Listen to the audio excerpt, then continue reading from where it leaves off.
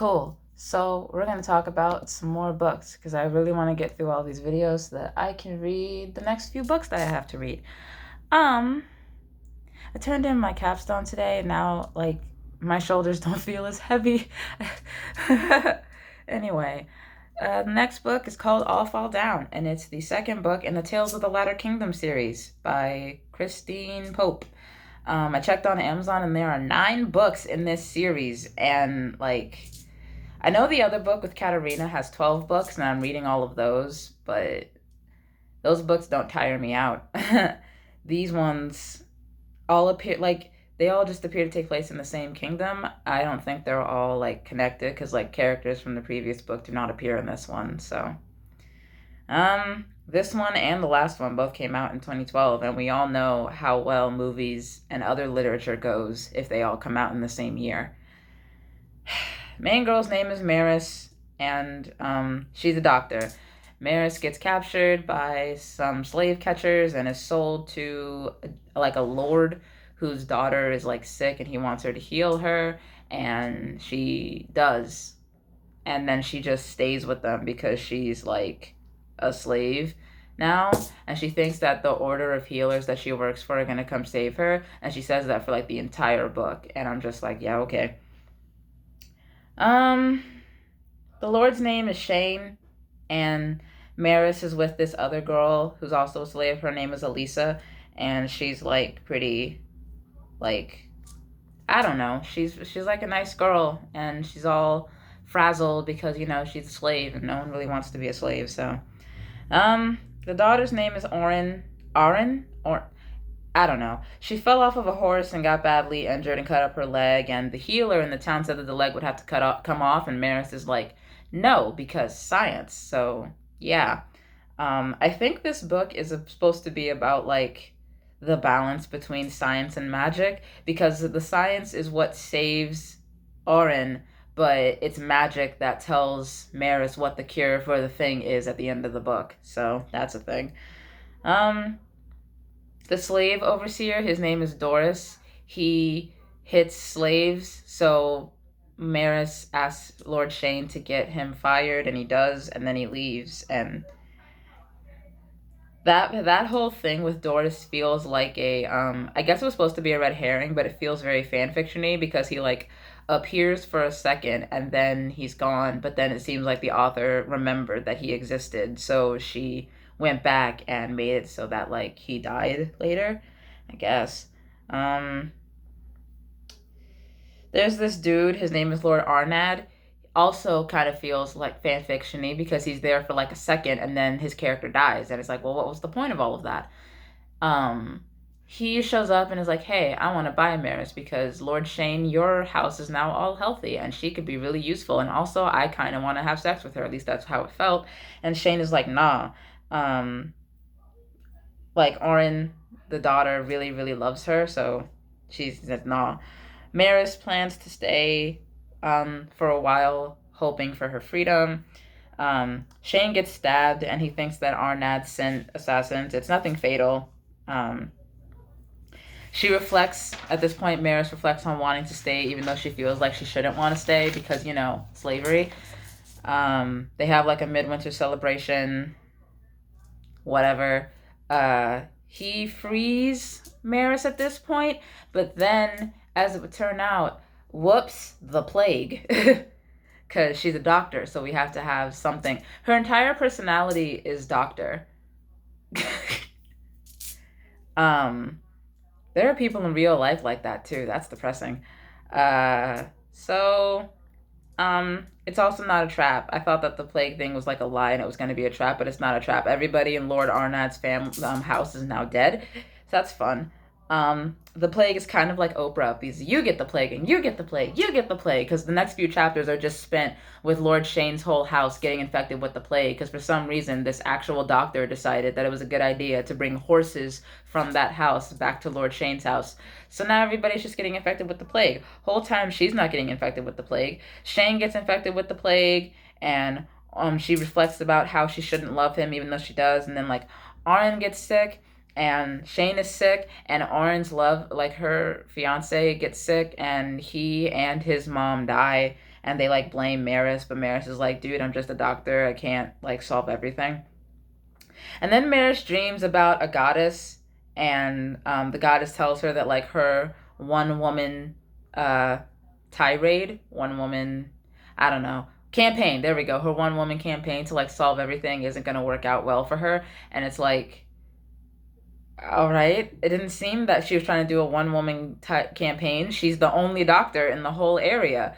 And like apparently most of the continent, not continent, most of the like town has been wiped out by the plague. How no one knew about this beforehand, I have no idea. But so the goddess is why Maris is like moving among the sick, but she never gets sick. And then she tells her that the cure is in the bread, like the moldy bread, because that's how we cure things. And the order that Maris was talking about, they finally come and they find her.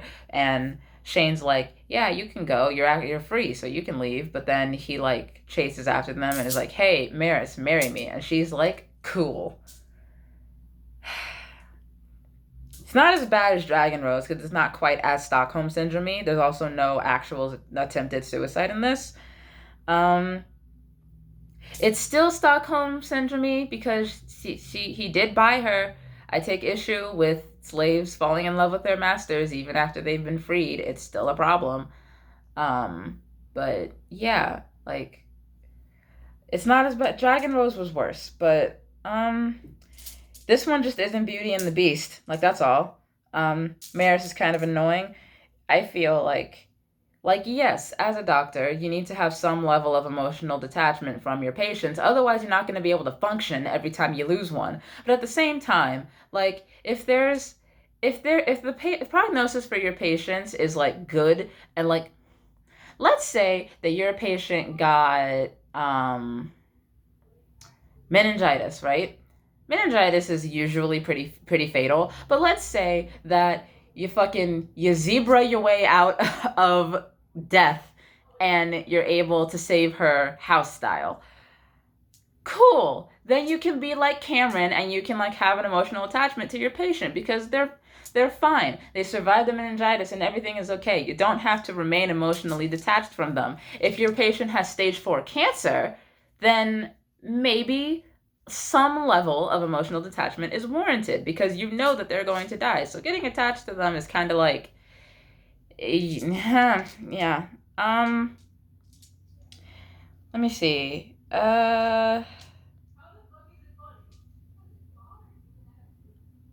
Doris, the overseer that I mentioned, he ends up working for Lord Arnad, and he hides in like the cellar while everybody else is getting infected with the plague. And then when Maris and whomever the fuck are looking through the castle and finding everybody dead, he comes out and is like, "You caused this, and you sent a curse." And he tries to kill her, but then Maris kills him, and that whole subplot with him just feels kind of pointless. I don't really know why he was there. I guess it was supposed to be like artificial tension. I wasn't really falling for it.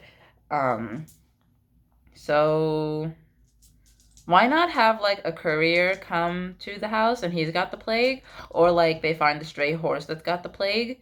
It's hollow tension.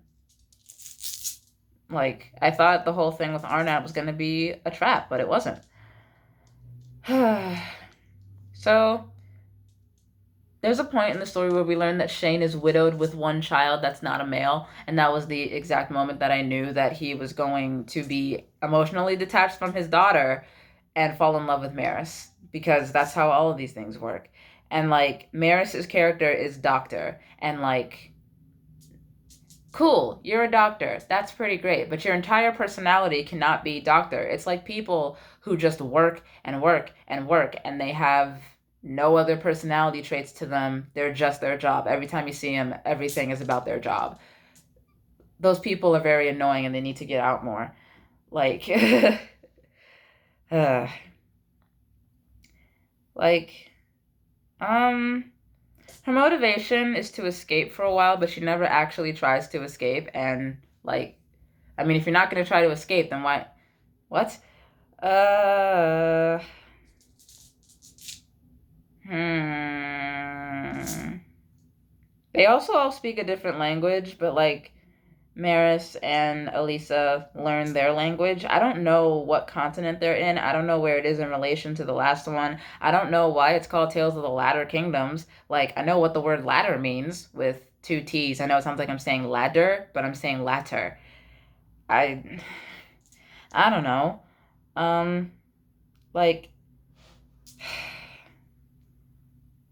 how was everybody unaware that the plague was dancing on everybody's tonsils? Like, in order for the whole Lord Arnat's whole castle to be dead, it had to have been there for a while. Like, I'm not sure how fast the plague spreads, but I know it has. I feel like it's got to be more than a couple of days to get to like a whole castle and then get to a whole town. Because the way that Lord Shane's castle gets infected, it makes it seem like it's a couple of like this is a couple of days here. It's not all happening in one day.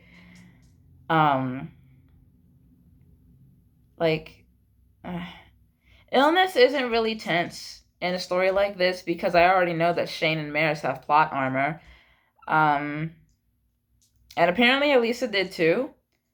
Uh, like, also, Aaron died, like the daughter. So what was the point in saving her? Because I wasn't very attached to her because everything is from Maris's perspective, and like I can tell that Maris is attached to her, but I feel nothing. I don't really know anything about this girl. Her whole personality is she is adventurous and has to get married. That's her entire personality.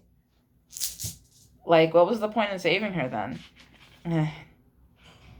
Also, why didn't he just contract her? Why did he have to have a slave? I don't understand. I didn't like this book very much, and because I got a whole box set, I still have one more to read. All Fall Down goes between Everlasting and Arctic Incident. Um, the next one is called Binding Spell, so that should be fun. I don't know. It wasn't whatever, I guess.